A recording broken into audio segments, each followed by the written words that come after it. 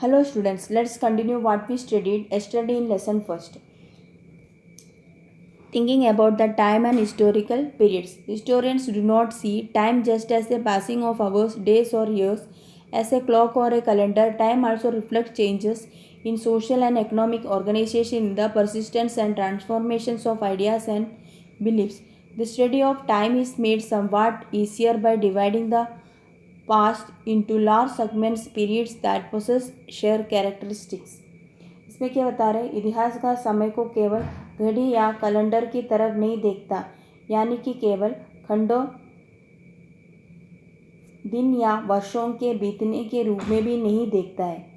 उनकी नज़रिया क्या है कि समय सामाजिक और आर्थिक संगठन में आने वाला परिवर्तन को कैसे झलकता है, मतलब ये दिखलाता है कि विचार और विश्वासों में कितना स्थायित्व रहा है और कितना परिवर्तन आया है।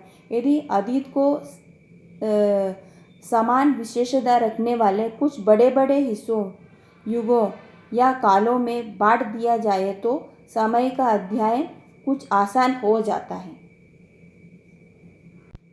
In the middle of the 19th century, British historians divided in the history of India into three periods: Hindu, Muslim and British. 19th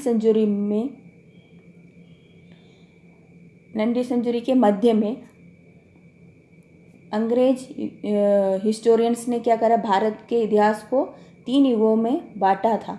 कौन कौन सी? हिंदू, मुस्लिम और British. This division was based on the ideas that the regions of rulers was the only important historical change and that there were no other significant developments in the economy, society or culture. Such a division also ignored the rich diversity of the subcontinent. ये विभाजन इस विचार पर आधारित था कि शासकों का धर्म ही एकमात्र महत्वपूर्ण ऐतिहासिक परिवर्तन होता है और अर्थव्यवस्था, समाज और संस्कृति में और कोई भी महत्वपूर्ण बदलाव नहीं आता है। इस दृष्टिकोण में इस सबकॉन्टिनेंट की अपार विविधता की भी अपेक्षा हो जाती थी। Few historians follow this periodization today. Most look to economic and social factors of characterize the major elements of different moments of the past. The histories you read last year includes the wide range of early societies: hunter-gatherers, early farmers, people living in town and villages, and early empires and kingdom.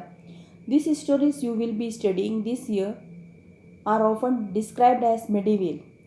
You will find out more about the spread of peasant societies, the rise of regional and imperial state formations, sometimes at the cost of pastoral and forest people, the development of Hinduism and Islam as major religion and the arrival of European trading companies. इस paragraph में क्या बता रहे, इस काल का विभाजन को आज बहुत कम इतिहासकारी स्वीकार करते हैं, क्योंकि अधिकतर इतिहास आर्थिक तथा सामाजिक कारकों के आधार पर ही अतीत के विभिन्न हिस्टोरिकल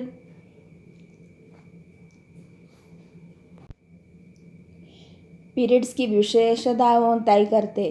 पिछले साल आपने जो इतिहास पढ़े थे उसमें प्राचीन समाजों के कई प्रकारों का समावेश था, जैसे शिकारी, संग्राहक मीन्स क्या होते हैं, हंटर गैदरर्स को कहते हैं ना, और प्रारंभिक दौर के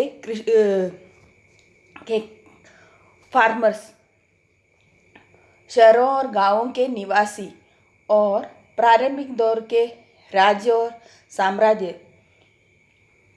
इस साल आप जो इतिहास पढ़ेंगे, इस साल आप पहले क्या पढ़ते थे, पिछले साल हंटर गैदरर्स के बारे में और उस टाइम के फार्मर्स के बारे में, उस टाइम के राजा और उनके साम्राज्य के बारे में ना पढ़ते थे। इस साल क्या पढ़ेंगे, इतिहास पढ़ेंगे उस प्राय मध्यकालीन मिडीवल पीरियडों के इतिहास कहते हैं। अभी जो इस साल आप पढ़ रहे हैं, इसमें आपको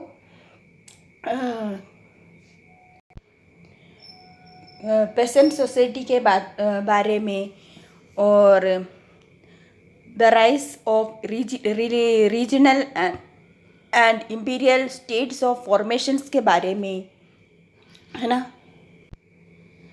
और क्या धर्म के रूप में कौन से पढ़ेंगे आप? हिंदू धर्म, इस्लाम धर्म के विकास के बारे में, यूरोप से व्यापारी कंपनियों के आगमन के बारे में, और उसके बारे में आपको इस साल में बहुत बड़ा विस्तार से जानकारी मिलेंगी। और इस पर these thousands years of Indian history witnessed considerable change. After all, the 16th and 18th centuries were quite different from the 18th and the 11th. Therefore, describing the entire period as a historical unit is not without its problems. Moreover, the medieval period is often contrasted with the modern periods. Modernity carries with its a sense of material progress and intellectual advancement. This seems to suggest that the medieval period was lacking if any change whatsoever. But of course, we know this was not the case. इसमें क्या बता रहे? भारत के इतिहास के ये 1000 साल और बदलावों के साक्षी रहे। आखिर 17th एंड 18th सेंचुरी में 8वीं या 11वीं शताब्दियों से काफ़ी भिन्न थी।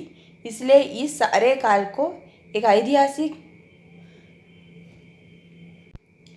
इकाई के रूप में देखना समस्या से खाली नहीं है। फिर भी मध्यकाल की तुलना में आधुनिक काल से की जाती है। आधुनिकता के साथ बौद्धिक उन्नति और बौद्धिक प्रगति का भाव भी जुड़ा है।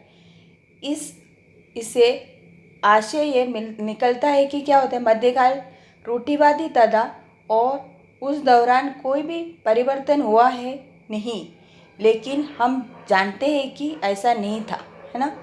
बहुत सारा चेंजेस हो चुका है ना। आगे जो सेंचुरी आते चेंजेस भी बहुत कुछ हो चुका है। Thank you.